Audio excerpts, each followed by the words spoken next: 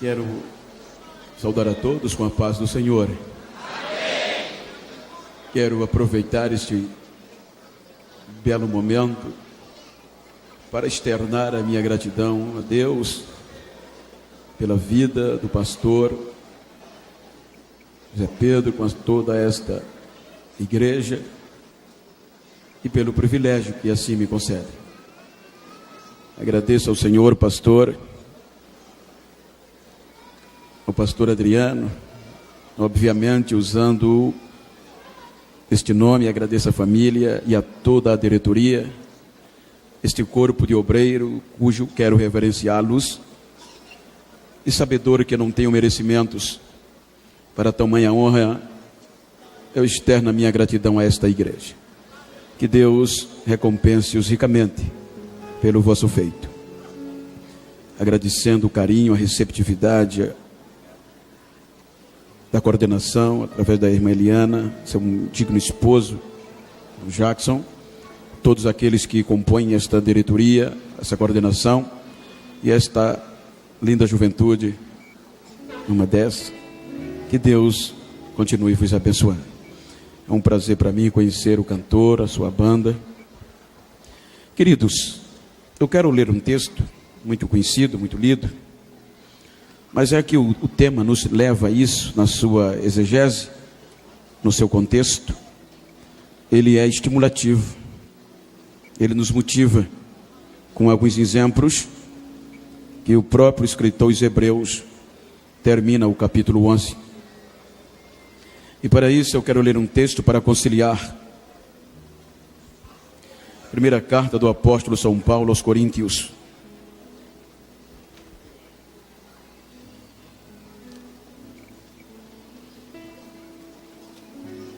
Capítulo 4. 3 versículos. Que um parecer escrito a esta igreja em um momento de crise. Quando Paulo, ele registra aquela igreja, através dessa carta, ele diz: assim, pois, que os homens nos considerem como ministros de Cristo e dispenseiros dos mistérios de Deus. Ora, além disso, requer-se dos dispenseiros que cada um se ache fiel. Versículo 9: pois tenho por mim, ou para mim, que Deus a nós nos pôs por últimos, como condenados à morte. Somos feitos espetáculo ao mundo, aos anjos e aos homens. Queridos, este texto, quando nós folheamos e conciliamos com a carta e com o texto do tema em apreço, ele nos leva a uma bela e linda reflexão. Haja vista que quando nós observamos o capítulo 9 de Atos dos Apóstolos, quando nós minuciamos, folheamos, lemos a história deste jovem que tomou uma decisão ainda jovem, a gente começa a entender de uma forma bruta o poder do Evangelho. Pois a história nos mostra que este personagem, aqui cujo eu citei, ele tinha tudo para ser uma personalidade de destaque, um jovem dinâmico no mundo secular. Mas a Bíblia, quando começa o capítulo 9 de Atos dos Apóstolos, mostra um poder de uma conversão. E quando a gente vai lendo, que chega no capítulo 13, a gente percebe o desempenhar, o trabalhar do Espírito Santo, quando pega este jovem lá na Antioquia da Pisídia, ou na Antioquia da Síria, melhor dizendo, e o estimula a uma grande viagem, a um grande empreendimento de desafios, que foi a sua primeira viagem missionária. A Bíblia nos mostra que ele desbravou muitas cidades pelo poder do Espírito Santo. E quando nós chegamos no capítulo 15, era necessário que ele voltasse com a comitiva para Jerusalém para participar da reunião do concílio, que ia tratar acerca de assuntos concernentes dos gentios. Depois que ele passa pelo contexto, pelo concílio, ele volta para Antioquia da Síria. E depois de alguns dias, meses, eles empreendem uma nova expedição, uma nova aventura no contexto espiritual. E a Bíblia diz que esta comitiva parte com o propósito, 2 propósitos. Primeiro propósito, visitar, estimular, confortar os irmãos cujos foram alcançados na primeira viagem. Segundo propósito, transmitir aos irmãos a escolha, a decisão que foi feita no concílio, que foi tratada. Então é quando eles empreendem a segunda viagem missionária. A Bíblia diz que pelo continente asiático. Então quando Paulo chega com a comitiva na região ou na cidade de Mísia, ele quer pregar o evangelho, mas a Bíblia diz que o Espírito Santo não permite.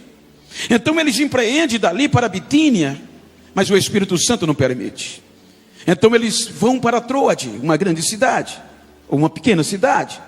Então quando eles chegam em Troade, então à noite a Bíblia diz que o Espírito leva um homem, e um homem aparece a ele em uma visão, e pedindo socorro, dizendo: passa a Macedônia e nos ajude. Então quando ele entende que era o Espírito Santo que estava o estimulando, ele empreende uma viagem que sai de Troade e passa para o continente europeu. Chegando no continente europeu, passam a chegar em cidades como Samotracias, como Nápoles. Mas a Bíblia diz que eles começam a despontar na colônia de Filipe. E de Filipe eles já saem pregando, já saem sendo estimulados, formando trabalhos, sem desistir, debaixo de açoites, e não desanimavam. A Bíblia diz que passaram por Bereia, Tessalônica, Atenas, e chegou em Corinto. A Bíblia mostra que Corinto se tornou uma maior igreja no contexto espiritual da região, da Europa. A Bíblia mostra que Corinto tinha liberdade do Espírito Santo, batismo com o Espírito Santo, milagres, interpretações de língua, variedades. Não era problema na igreja de Corinto. A Bíblia diz que o Espírito Santo tinha liberdade de andar, de conduzir, de se manifestar. Corações quebrantados. Era uma igreja que cada um queria congregar ali. Mas por conta do contexto missionário, a Bíblia diz que este homem parte para outras viagens. E então outros grandes homens aparecem. Mas infelizmente aconteceu dissensões naquela igreja. A Bíblia diz que aconteceram dissensões tais, que grupos foram criados, facções. E agora o Espírito Santo já não tinha mais liberdade. Porque alguém pertencia a um grupo, outro a outro, outro a outros. E assim ia danificando o contexto espiritual da igreja. Então alguns grupos danosos, peçonhentos, tentaram desestimular a chamada deste homem. Tentaram tirar o foco dele. Então ele começa a escrever esta carta. E veja que ele já começa desabafando, mostrando o que é o evangelho. Se nós observarmos a biografia dele, era um poliglota, um exímio orador. Mas já no capítulo 2, quando ele escreve, ele vai dizendo: irmãos, vou parafrasear, eu não estou preocupado com o que vocês dizem, porque quando eu cheguei para pregar o evangelho no meio de vocês, eu não usei filosofias humanas, eu não usei sabedoria do homem, mas eu cheguei pregando o evangelho de poder, e a saber, Cristo ressuscitado. Ei. Então eu queria tomar esse texto, quando ele, no contexto, dá o parecer no capítulo 4. Então ele escreve um parecer para a igreja e diz que os homens, irmãos, os considerem como ministros, dispenseiros dos mistérios de Deus. Então é aqui que entra o contexto de Hebreus e requer, ora, requer-se que cada um se ache fiel. Então quando ele chega no capítulo, no versículo 9, ele abre o coração e ele diz: parece que Deus nos colocou por últimos, como condenados à morte. somos feitos espetáculos ao mundo, aos anjos e aos homens. Eu queria tomar esse contexto para deixar experiências de marcas para esta juventude, que é a nova geração. A Bíblia nos mostra, a história nos mostra, que este jovem chamado Paulo tinha tudo para não enveredar por esta linha. Porque naquela época 3 grandes nações sobressaíam, que dava sustentabilidade, rentabilidade familiar. Grécia, detentora da lei, do conhecimento. Roma, da lei. Israel, da religião. Ele nem existia ainda. Mas a Bíblia diz que uma pequena cidade, no contexto da Cilícia, no contexto romano, chamado Tarso, começou a se despontar. A Bíblia diz que aquela pequena cidade se tornou alvo de imigrantes, porque ela crescia assustadoramente em 3 segmentos, em 3 pilares, ou seja, político, cultural, político e econômico. A Bíblia nos mostra que essa cidade começa a despontar, porque a cultura dos seus moradores estava acima da média das outras cidades. Os seus moradores tinham conhecimento. Nestor e Antenedoro, grandes mestres da academia, faziam grandes homens, eloquentes, matemáticos, filósofos. Então essa cidade começou a despontar. A cultura dessa cidade se elevou a tal ponto que o general romano Marcos Antônio, atraído pela cultura, a inteligência e o conhecimento do povo, fixou moradia dentro dessa cidade. Então, observando a capacidade intelectual, política daquele povo, ele percebeu que aquela cidade tinha próprio direito de formar as suas leis e os seus tribunais. Então ele junta ao imperador de Roma, concede à cidade de Tarso um título especial que poucas tinham, que era título de cidade civita. Me ajuda aqui, apareceu um retorno aqui para mim, por favor. Aquela cidade agora com esse título era uma cidade que não precisava mandar impostos para o Estado ou para Roma. Então toda a sua arrecadação era empregada nela. Agora aquela cidade começa a crescer de uma forma assustadora. Além da cultura, a política, a economia começam em ascendência, a ponto que o comércio, o mercado da madeira, do tecido, atraía pessoas de várias nações, porque era um futuro promissor.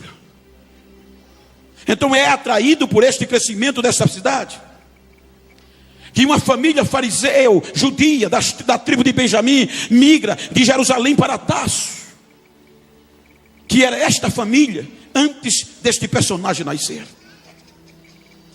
É aqui que Paulo defende o seu direito romano, porque ele nasce num bairro judeu, na cidade de Tarso. E ele nasce em um contexto de ascendência, queira que não. Com todo respeito à minha história, à minha cidade, os meus conterrâneos, mas é óbvio, é notório, que quem nasce na minha região, a probabilidade de ser alguém é menor do que quem nasce para cá.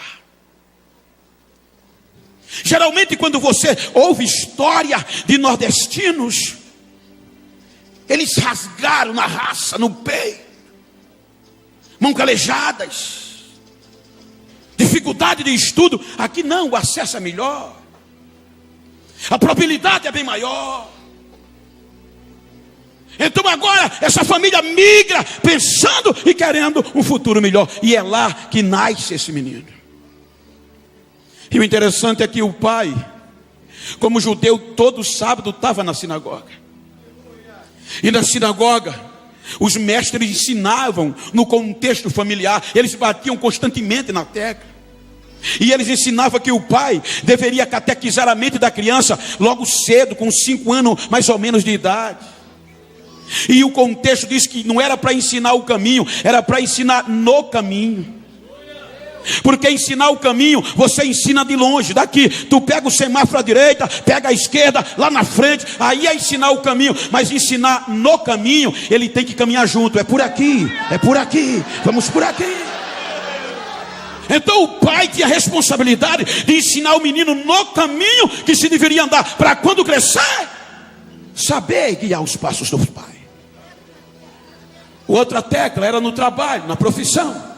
Os líderes ensinavam que o pai teria que ensinar uma profissão à criança, ainda novo, porque quando o menino crescesse, não se tornava um malfeitor, um vagabundo, porque os judeus defendem, quem não trabalha não tem direito a comer.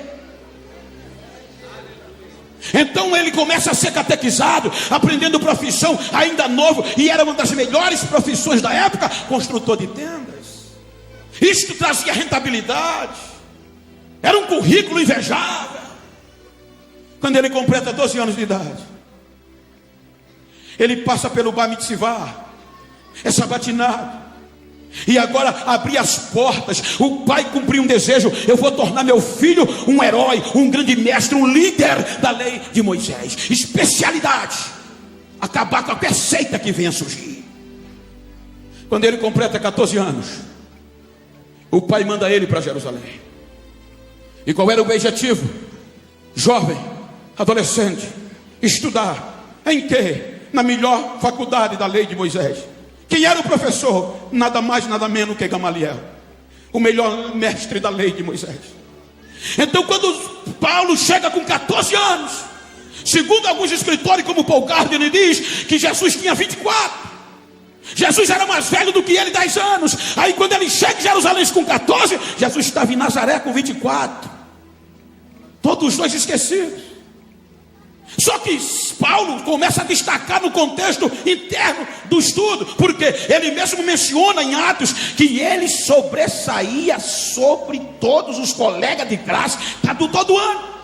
Ele só tirava nota máxima, ele era aplicado. E Jesus, serrando madeira, e Paulo se destacando.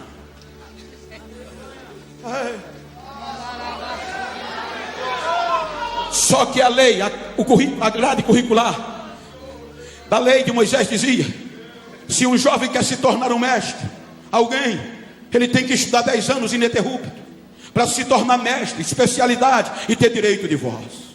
Quando Paulo completa 5 anos de faculdade, aí Jesus completa 29 em Nazaré. Aí quando Jesus completa 29 anos, o Espírito do Senhor não desce na faculdade, desce em Nazaré. Aí a Bíblia diz que o Espírito do Senhor pega Jesus, e Jesus começa a pipocar aquela região. Aí Jesus agora começa a pregar uma mensagem que chamava a atenção. O sinédrio, os sacerdotes se assustavam. Vou sintetizar, que eu não quero ser intransigente na hora. Mas o sinédrio e os sacerdotes ficaram sabendo que é esse perturbador da ordem pública. Manda os espiões. Quando os espiões chegavam lá, já voltavam boquiaberto com o relatório: esse homem é profeta, ninguém nunca pregou desse jeito. Com ele o negócio é diferente. Cego vê, aleijado anda, morto ressuscita. Ele é diferente. E Saulo não entra no contexto. E a fama de Jesus ia crescendo, usando a lógica. Como Jesus era conhecido no contexto do sistema como um perturbador da ordem, esse assunto era discutido na sala de aula, e ninguém parava ele. Aí Jesus ele se entrega. Quando Jesus vai à cruz, com 33 anos, no contexto da idade, Paulo estava no último ano de faculdade, terminando o TCC, parafraseando, se preparando para receber o canudo. O assunto da morte de Jesus tomou conta da região. 3 dias se passaram. Jesus volta a viver, mas só 500 pessoas tiveram o privilégio de ver, testemunhar. Os sacerdotes abafaram, E mandaram espalhar que Jesus continuava morto. Então, para o doutor Paulo, que estava terminando, Jesus continuava morto. Então, quando Jesus vai aos céus, os irmãos se escondem. E agora já não tinha 500, era cerca de 120. Com quase 50 dias, quando todo mundo ensinava, proliferava na faculdade que Jesus estava morto, aí o Espírito Santo desce aonde os 120 estavam. E agora o negócio mudou. A Bíblia diz que lá dentro daquele cenáculo tinha um monte de analfabeto, pescador, gente sem nome, sem dinheiro, gente lá de baixo. Aí eles fizeram um barulho tão grande que chamou a atenção da cidade. Quando eles fizeram o barulho, o povo vai para ver aquilo. Como é que pode? Irmãos, não foi o barulho simplesmente que atraiu. Era porque o povo ouvia eles falarem nas suas próprias línguas. Olha, ali está um monte de analfabeto. O que é que está acontecendo? Estão falando hoje, se fosse hoje, estão falando inglês, alemão, japonês. E eles estudaram aonde? Aí foram para frente da igreja dizer, não, isso é do cenáculo, isso eles estão bêbados. Aí a Bíblia diz que desce uma língua repartida diferente como de fogo no meio deles. Aí essa ninguém entendia. Aí o fogo pegou. Quando o fogo pegou, aí Pedro reúne os 11 e vai para a porta. Olha o desafio. Um matuto, um ignorante, analfabeto. E lá na frente tinha sacerdote, tinha universitário. Aí Pedro, cheio de autoridade, sem anel no dedo, sem diploma na parede, ele chega e diz: varões, não tem ninguém bêbado não, é 9 horas agora, não é possível. Mas isso que vocês estão vendo e ouvindo é a promessa lá atrás,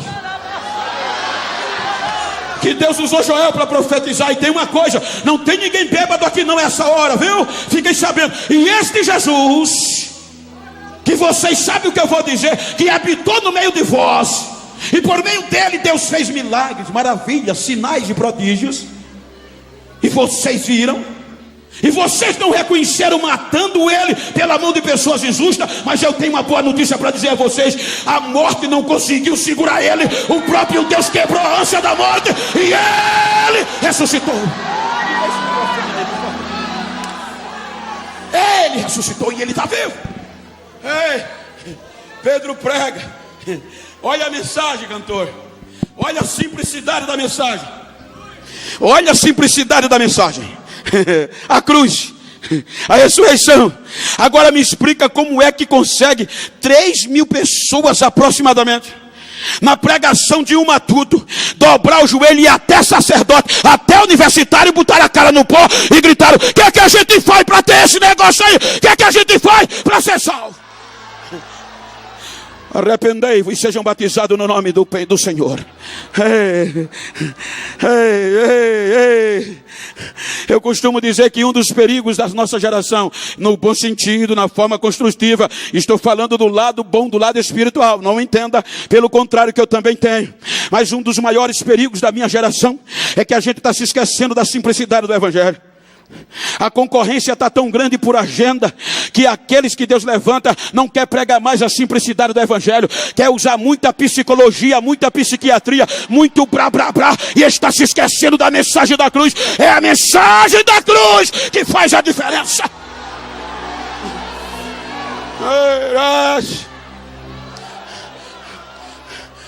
A segunda pregação de Pedro arrebentou.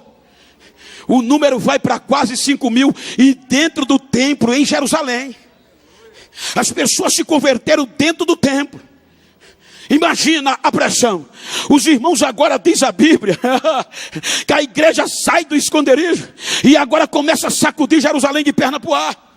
Veja que Lucas escreve em Atos dos Apóstolos que houve uma preocupação generalizada das autoridades. Capítulo 5. Aí Lucas registra, salvo engano, a partir do versículo 17. Ele diz que o poder era tão grande. Os discípulos passavam e o Jesus vinha fazendo os milagres atrás. A igreja não dependia só de palavra, eram os milagres. A ponto que batismo com o Espírito Santo não era novidade. Era todo dia.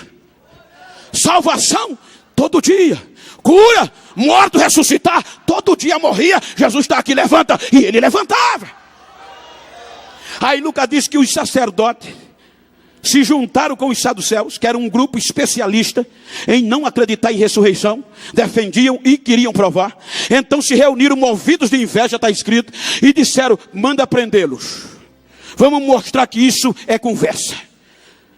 Numa noite só, que é impossível no contexto normal de hoje, mas numa noite só, na forma administrativa sempre foi difícil, eles conseguiram reunir todo o sinédrio, todos os anciões, para no dia seguinte, cedinho da manhã, estar reunido para discutir o que fazia para parar os irmãos. E os irmãos presos por inveja. E o que é que acontece, pastor? Amanhece o dia, quando o sinédrio se reúne, os anciões estão presentes, aí o sacerdote manda alguém: diga que traga os presos. Só que ele não sabia. Aí a Bíblia diz que quando o mensageiro chegou lá, os soldados de plantão, a cadeia fechada, quando abriram a porta, não tinha ninguém. Aí voltou assustado. Aí o sacerdote disse: não pode, chama o comandante, manda ele lá. O comandante vai ver a mesma cena, volta cansado, assustado. Os soldados estão na porta, a porta está fechada, mas não tem ninguém lá dentro. O que aconteceu? Se assustaram. Aí chega o mensageiro perguntando: vocês estão procurando quem? Os apóstolos de Cristo. Eles já estão pregando lá no templo central, eles já estão tocando fogo lá. O arrebatamento era prioridade. A história diz que eles desafiavam a própria morte. Eles desafiavam o contexto romano.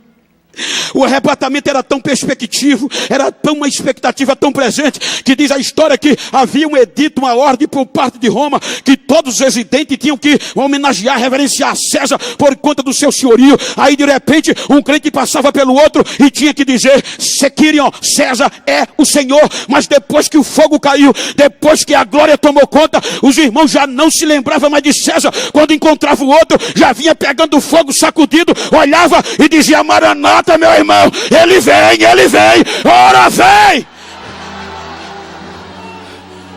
Ninguém parava a igreja. Todos os dias a notícia se espalhou. E agora o sistema, o que é que a gente faz? Tem um menino bom aí, jovem, aplicado, especialidade dele: combater seita, entende ponto, vírgula na lei de Moisés. E a igreja era a seita do Nazareno, segundo eles diziam. Quem é esse rapaz? Doutor Paulo. Fresquinho, saiu da faculdade agora.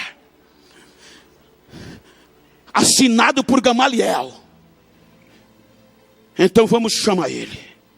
Vamos colocá-lo para acabar com essa raça. Ele entende da lei? Entende. Então vamos dar autonomia total. Vamos dar autonomia judicial, religiosa, para ele arrebentar com esse povo. E a Bíblia diz que doutor Saulo entra arrebentando, fazendo nome. A Bíblia diz que ele entrava nas casas, entrava, não pedia licença. Eles arrombavam portas, arrastava, não algemava, eles arrastavam pela rua, tanto homem como mulher que fazia parte daquela seita, está escrito. E ele, irado, jogava-os na prisão, a ponto que a perseguição foi tão grande que a Bíblia diz que exceto os apóstolos, mas os irmãos correram de Jerusalém. Com medo de quem? De doutor Paulo, o Saulo, o perigoso, o famoso. Só que ele não sabia que o alvo dos irmãos era Cristo. E eles não tinham a vida por preciosa. Quando os irmãos saíam, por onde passava, aí a Bíblia diz que eles iam pregando a palavra de Deus sem ter medo de nada. E Jesus ia fazendo milagre por onde eles passavam. Aí a notícia chega aos ouvidos de Saulo. Doutor Saulo, aqueles irmãos que o Senhor botou para correr de Jerusalém, o que é que está acontecendo? Voltaram? Não, eles estão lá na cidade de Damasco. E o que é que está acontecendo lá? A cidade de Damasco está virando de perna pro ar. Jesus está salvando, batizando, está curando. A cidade está voltada de perna pro ar. Aí a Bíblia diz que o doutor Saulo de Tarso respirou ameaça de morte. Vou matá-los. pegou fé de ofício, carta sacerdotal, com poder judiciário, e foi para Damasco. A notícia se espalhou: doutor Saulo vem aí, com determinação de prender, para trazer para Jerusalém todo homem quanto mulher que fizesse parte daquela seita. Agora já vai ele e soldados, pronto para destruir. A notícia chegou lá. Quando ele vai chegando na entrada de Damasco, aí o céu se abre. Aí Jesus: Saulo, Saulo, por que você me persegue? Irmãos, o Saulo caiu com a cara na poeira. Reconhecer o que Saulo reconheceu era quase que incompreensível na ótica humana e da cultura que ele tinha. Saulo reconheceu o senhorio de alguém, só do imperador um pouco mais baixo. Mas quando ele ouve a voz, ele já caiu quebrado e já gritou: quem tu és, Senhor? Eu sou Jesus a quem você persegue. E agora você vai ver o que é bom para a tosse para você. O homem que foi prender a igreja já chega em Damasco. Isso é lindo. Crente, orando, 3 dias de jejum. É mole? Joga na casa de Judas. Entra lá, não sei como.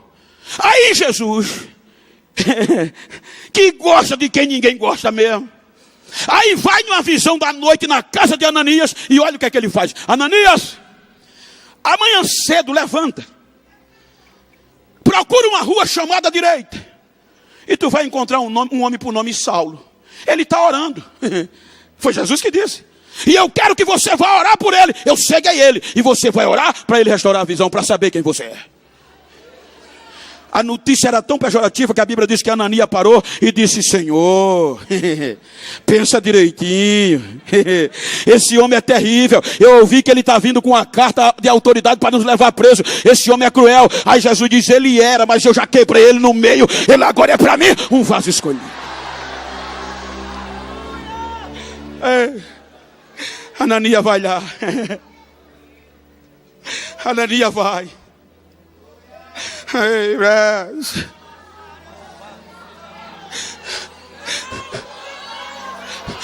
Quando ele entra na casa de Judas, o curtidor, o doutor estava com a cara no chão, orando, cego, sem ver ninguém. Com todo respeito, na forma construtiva e ética, tem muito lugar por aí que a gente tem que ter cuidado.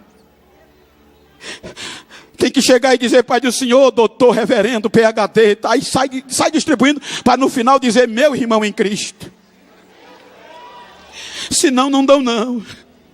Agora Ananias, cheio de Deus, e o doutor com a cara na poeira. Aí Ananias chega e diz: Pai do Senhor, irmão Saulo, o Jesus que te apareceu lá no caminho quando tu vinha para cá, ele me mandou aqui para orar por você. Para você restaurar a visão. A Bíblia diz que quando Saulo se levanta, Ananias ora, e Jesus batiza o doutor Saulo com o Espírito Santo, e agora o doutor pega fogo. Tem muitas igrejas que doutor não fala língua mais não. Tem muitos lugares por aí que doutor não profetiza mais não.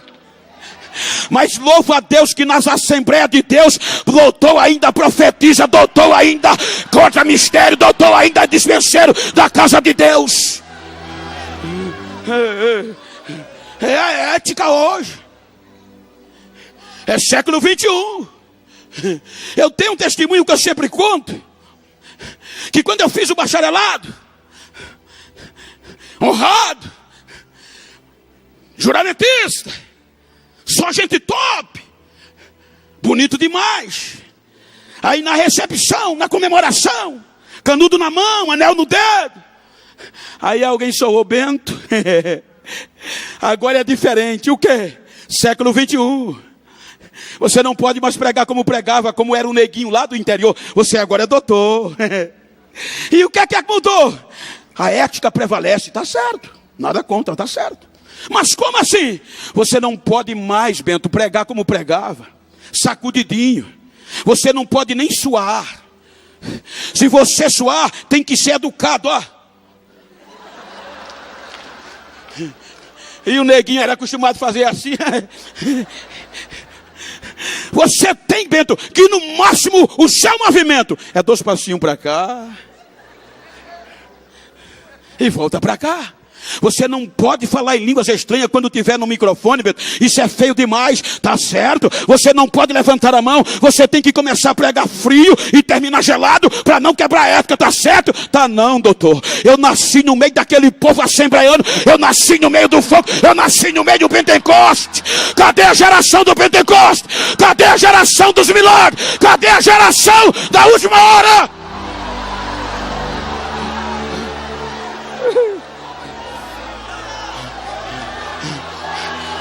Racha!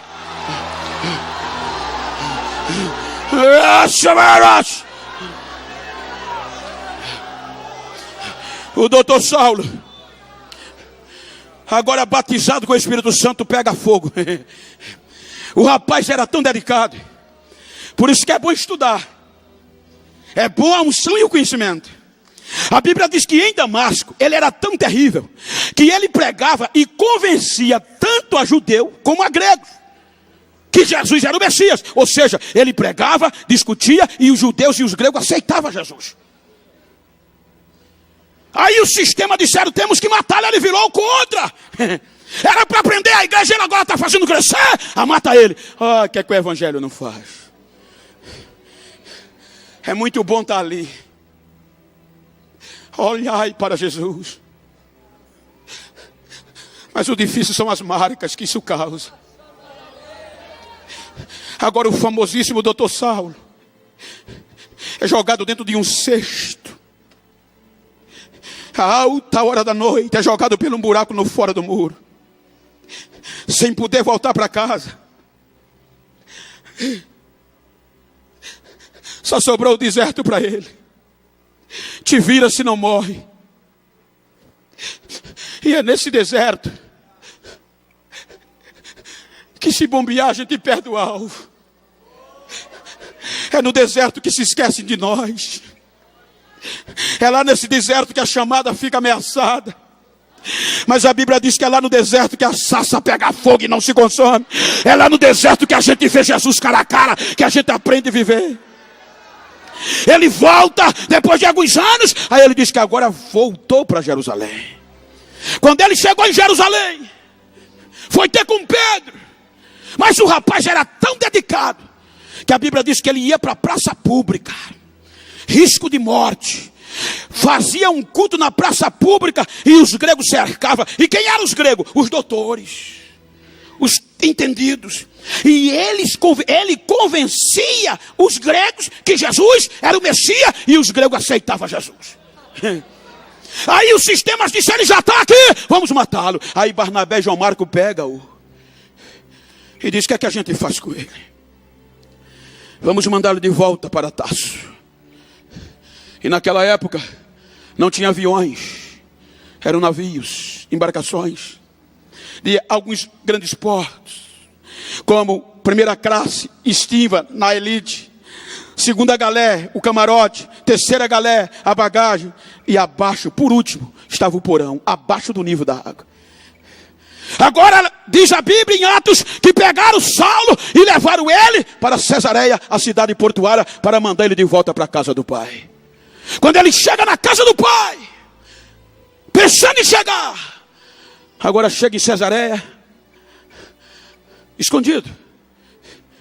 O homem que outrora era famoso, andava só na elite, agora chega escondido. Se não morria, não tinha primeira classe, não tinha camarote. Aonde tem uma vaguinha? No porão, lá embaixo, por último. Quando ele chega lá embaixo, nessa viagem, ele aprende essas marcas. É aqui que ele registra no capítulo 4, que os homens nos considerem como ministros. O que é que era lá que ele vê? Os ministros. E os ministros lá, naquela época, não era com esse poder, esse cunho político de hoje. A palavra ministro aqui empregada é servo. Por eles, remadores, eram os homens que estavam lá embaixo, a argola no punho e a corrente presa, a outra argola no remo e a corrente presa. corrente no tornozelo, corrente no piso, no assoalho do barco. Se o barco afundasse, eram os primeiros que morriam. Nomes não tinham. A primeira marca era o anonimato. Mas eles estavam lá, sem desistir, com um alvo, sem nomes, amarrados. Será que tem alguma coisa a ver com o nosso tempo? Aonde a fama prevalece, aonde a fama está predominando mais do que a unção, aonde a gente está brigando para ter o nome na mídia.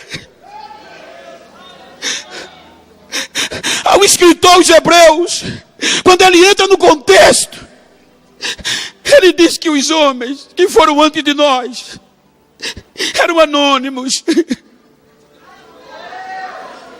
homens e mulheres que não tinham nome, que pela fé, para não perder o alvo, enfrentavam a fúria do fogo, enfrentavam o fio da espada.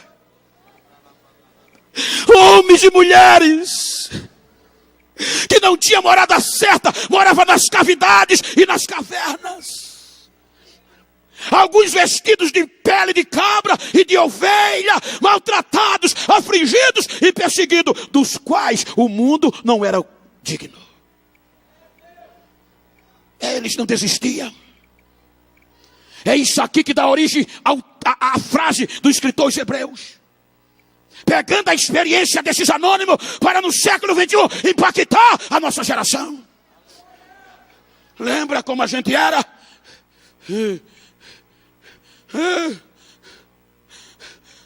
Lembra como eram os nossos cultos? A gente não tinha ninguém com disco de ouro gravado. Não dependia de disco de platina.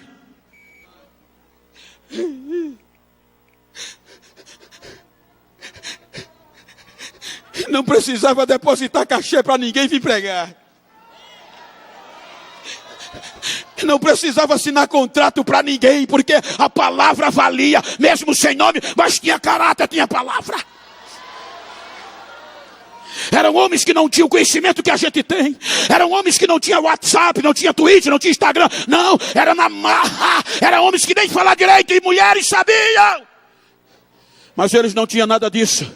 Mas tinha uma marquinha no joelho e um calo na testa. E a unção tomava conta. Os nossos congressos, nossos jovens sapateavam nos nossos cultos. E quem pregava? O ignorante. Não precisava ninguém fazer movimento extraordinário para Jesus batizar. No hino da harpa, Jesus já tocava fogo e era crente sendo arrebatado dentro da igreja.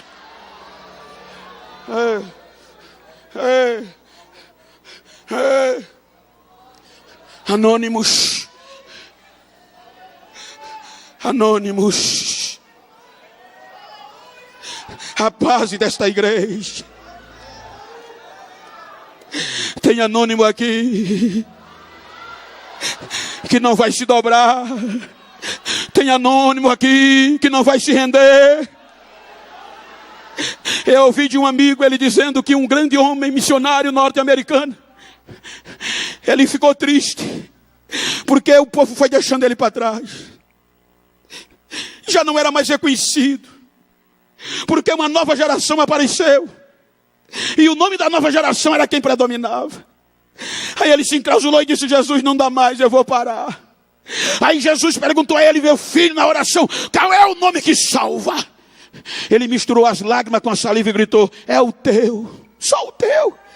Meu filho, qual é o nome que cura? Ele gritou: é o teu, só o teu. Me diga qual é o nome que batiza com o Espírito Santo e com fogo? É o teu. Aí Jesus disse a ele: então esquece o teu e prega o meu, que é o meu que faz a diferença.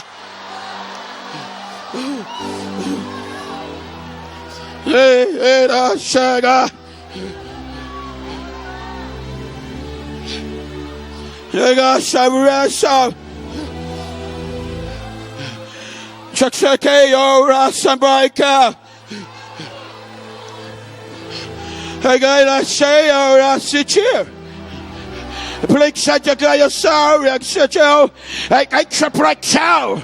A break a taxi, or I show out, and a chip you, a sector.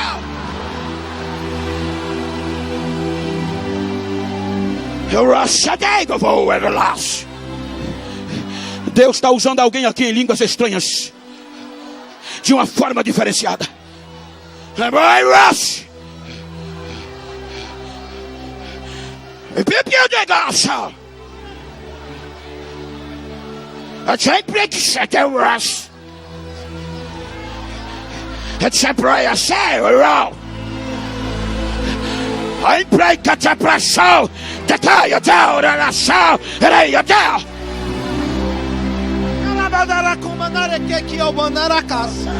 Eis que te digo, Ramanare, Ramanara Cacachomaneri, Arabasocomaná, Cova Ramanare Cantarabas, que te digo, Ramanare Cova, chegaste neste lugar porque eu aqui te trouxe.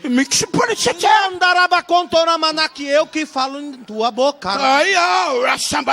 Tu és homem charamanara cachocomanás. Ei do fundo do poço. Coloquei entre os queroxanabas. E agora te andarei te levarei aos quatro cantos. Valamanari, o que eu lhe mandar falar, tu salvarás. Em nome do Pai, em nome do Filho, em nome do Espírito.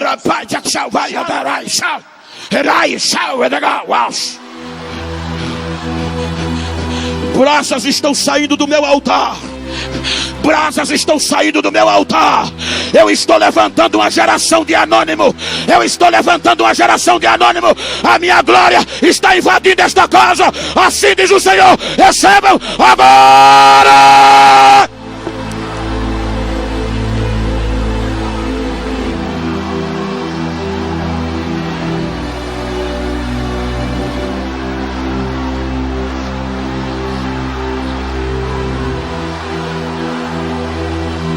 Deixa eu ver o barulho dos anônimos. Deixa eu ouvir línguas estranhas dos anônimos. Batiza agora, Jesus. Sara agora. Cura agora. Recebe.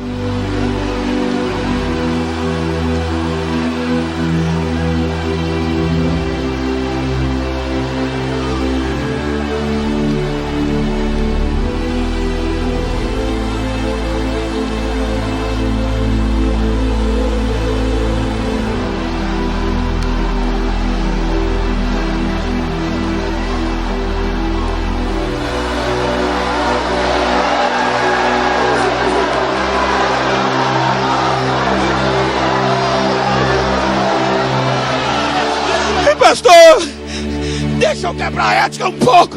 Deixa eu dar evasão. Deixa eu dar lugar. A unção que está sobre mim está invadindo vidas agora. Aqui, ali, aqui. Receba.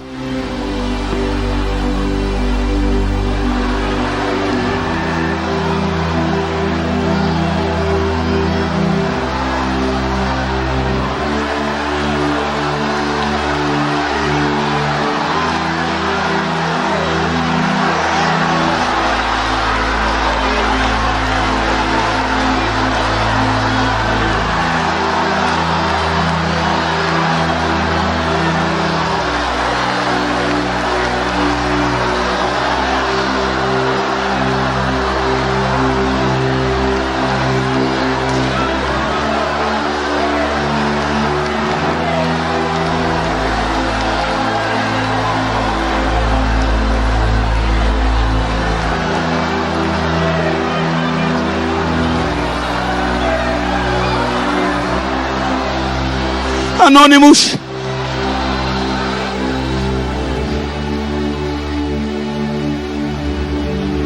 mas não perdi o alvo.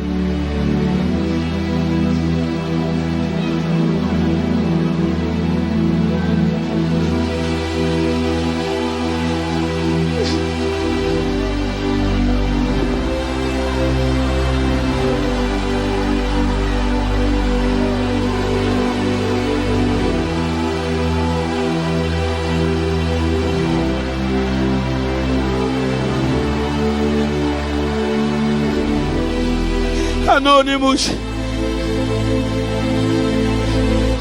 mas não perdia Jesus de vista.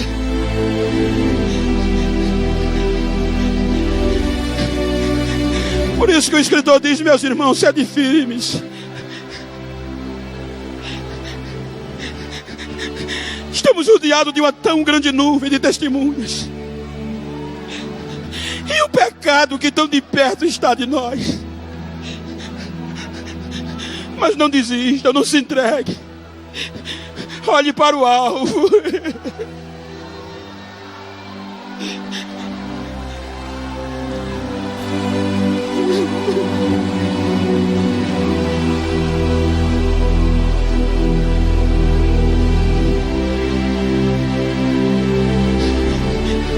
Segunda marca. Paulo percebe que as mãos daqueles ministros eram cheias de calos.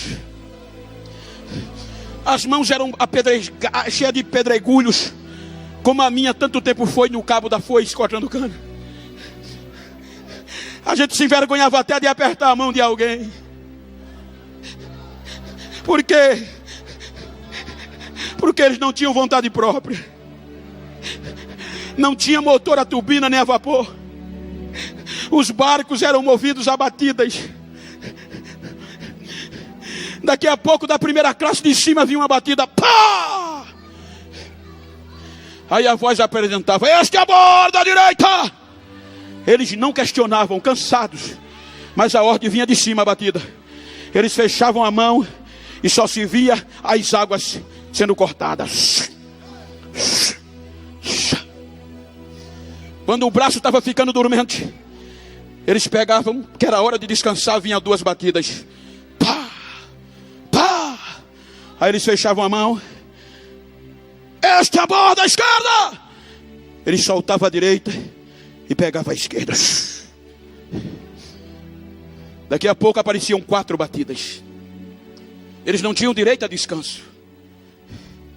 Pá! Pá! Pá! Pá! Aí a adrenalina subia. Aí a voz saía: tempestade à vista! Força total! Eles esqueciam o cansaço para obedecer a ordem. Eles pegavam com as 2 mãos e só se via o barulho da corrente da água.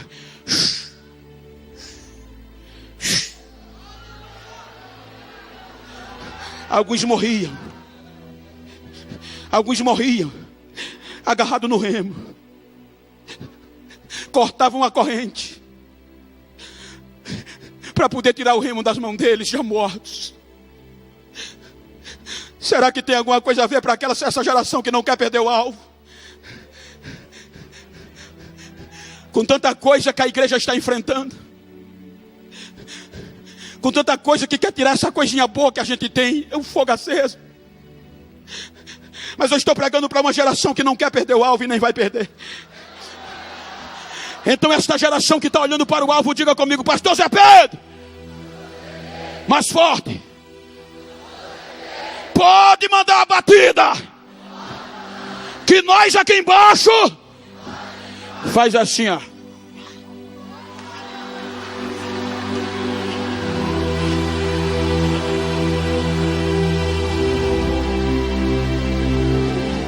Quando a ordem vem de cima, não dá para questionar.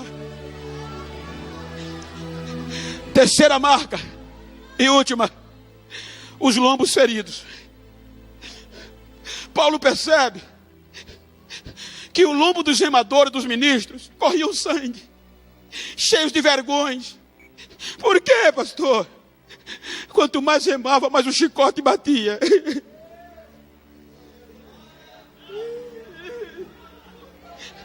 Quanto mais eles remavam, mais o chicote batia. Bora, vamos!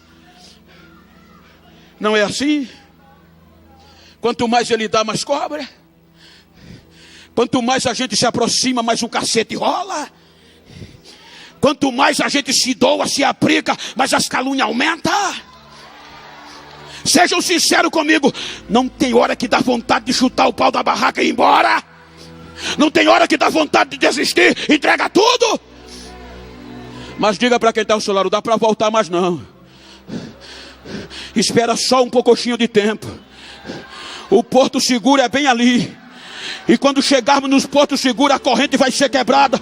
Nós vamos sair do barco e vamos entrar na glória, na glória. Aguenta um pouco mais, não dá para desistir.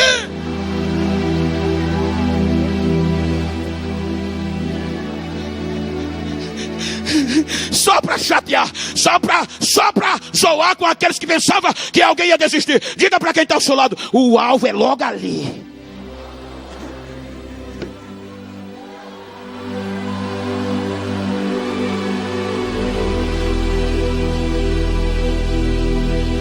Ele não deixa ninguém para trás. Eu estava pregando numa convenção lá em João Pessoa. E na plenária do dia, um pastor me contou um testemunho que eu não esqueci, mas eu gosto de contar. Ele disse: Bento, eu recebi um convite para pregar 600 quilômetros da minha cidade. E quando eu fui pregar no dia, peguei 3 pares de terno, que era o suficiente. E Deus colocou no meu coração: coloque o quarto, o mais bonito que você tem, leve, cantor. Ele, sem questionar: o senhor sabe o que é isso? Pôs na mala e colocou. 2 pares de sapato, Deus disse: coloca o terceiro. Colocou, pegou o carro novo, ainda com plástico. Não sei aqui, mas no Nordeste, né? Quando compra um carro novo para tirar o plástico, dá uma dor. A gente não quer tirar, não. Aí ele pega e vai para a viagem. Quando anda uns 300 quilômetros, para perto de um posto, faixa contínua, diminui a velocidade e vê um homem sentado no meio-fio. O homem sujo, barbudo, cabeludo, fedendo. Quando ele emparelha, aí Deus disse: leve esse homem para onde você vai. Ele olhou para o homem, não quis levar. Leve-o. Ele pegou o homem e colocou no banco de trás, que o homem fedia. Ele disse que o homem cabisbaixo, sujo, fedendo, não disse uma palavra. Entrou quietinho, sentou lá atrás. Aí ele pegou o CD, colocou no CD para ele, ligou o ar, e o hino começou a cantar. Eu era pobre e perdido, sem Deus e sem Jesus, quando Ele estender as suas mãos para mim. Ele disse que o homem não abriu a boca, mas as lágrimas caíam. Calado, chorando. Quando chegou na cidade que ia pregar, no primeiro posto de combustível, disse: moço, aqui dá para o senhor ficar? Ele disse que Deus gritou no coração: leve-o para o hotel que você vai. Ele levou. Chegou no hotel, foi fazer o check-in, Deus tocou no coração, o pregador mandou cortar o cabelo do homem, tirou a barba, subiu para o apartamento. Sentou o homem no sofá, tomou banho, 7 horas, bonitinho, olhou para o homem e disse: moço, eu vou pregar lá para as 11, 10h30 eu chego, e a gente decide o que vai fazer.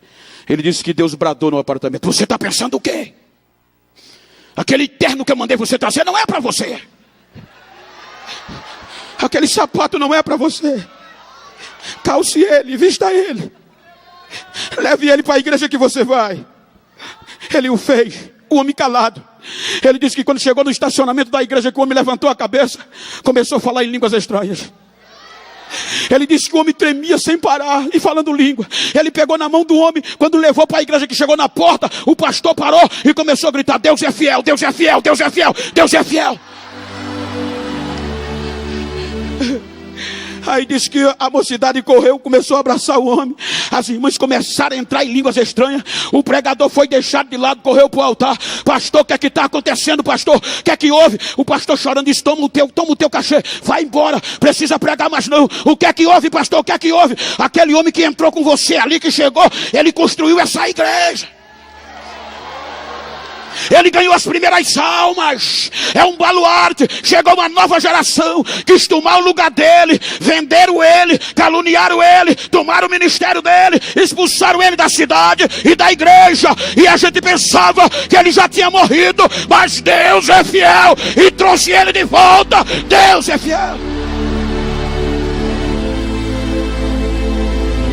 Fique de pé, por favor.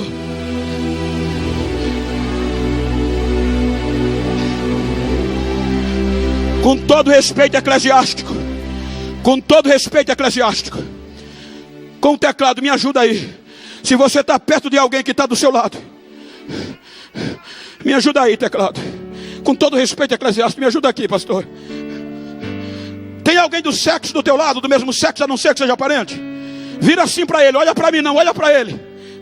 Olha para ela, a não ser que seja um parente. Olha para ele assim, como eu estou, frente a frente. E diga para ele: esta noite eu tenho uma palavra para você. Lembre daqueles que enfrentaram a fúria do fogo, que se vestiu de pele de carneiros, de ovelhas, perseguidos, afligidos, maltratados, mas não desistiam. O mundo não era digno deles. Diga: não me importa como você chegou aqui, se está esquecido, se não tem morada certa, se as mãos estão cheias de calos, e se o lombo está correndo sangue. Diga a ele: não me importa, eu tenho uma palavra de Deus para você. Pergunta a ele: qual é? Faz assim para ele, ó.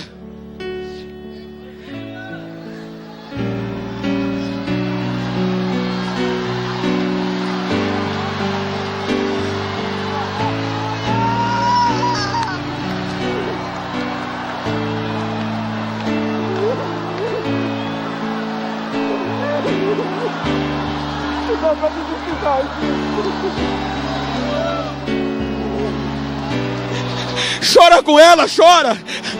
Abraça ela. Fala no ouvido dela. Diga: não dá mais para desistir. Diga: eu estou no mesmo barco. Já já chega no porto seguro. Diga para ele: não vamos desistir. Não vamos.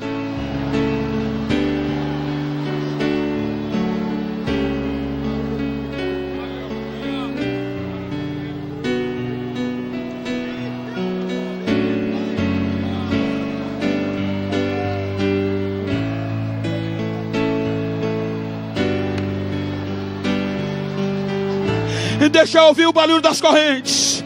Deixa eu ouvir o barulho das correntes. Deixa eu ouvir o braço amido. Deixa eu ouvir o barulho da água. Deixa eu ouvir línguas estranhas. Deixa eu ouvir.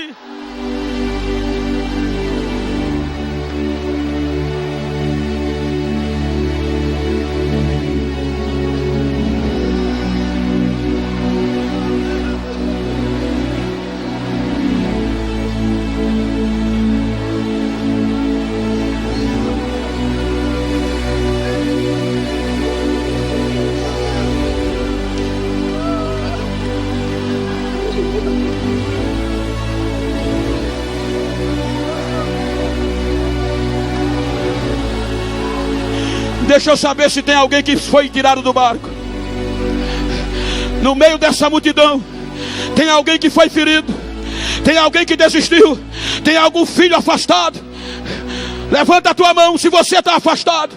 Aonde você estiver, pela unção de Deus, o teu lugar ainda está aqui. Eu te trago de volta em nome de Jesus. Volta para cá, volta. A primeira pessoa, onde está?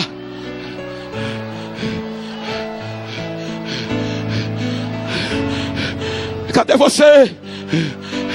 Venha, filha. Venha, filho.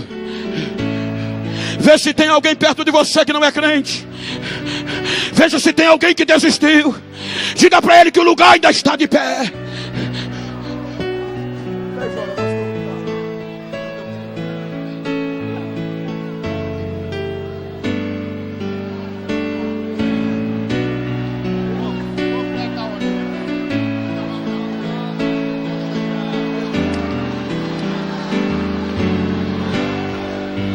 O primeiro está aqui, cadê o segundo?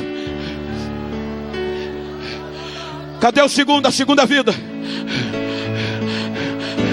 A unção que está sobre mim quebra o jugo. O Espírito Santo me diz: o inferno pediu a tua alma, mas Deus guardou, porque tem projetos urgentes no teu retorno, na tua vida. Cadê a segunda vida? Você está aqui, vem! Estou esperando você.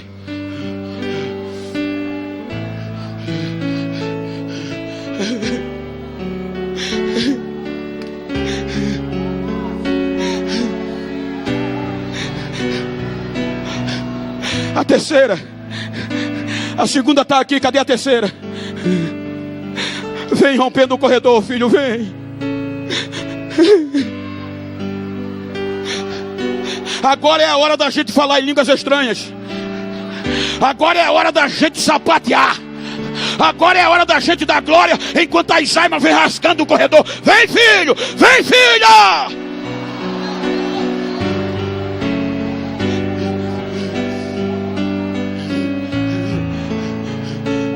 É 10 horas. Soberano Deus, na submissão do pastor, eu elevo a minha voz com a tua igreja. Recebe-os nos teus braços, perdoa-lhes os pecados e usa-os como tochas vivas desta geração. Dê-lhes um abraço de perdão e devolva os sonhos e os projetos. E a igreja diz...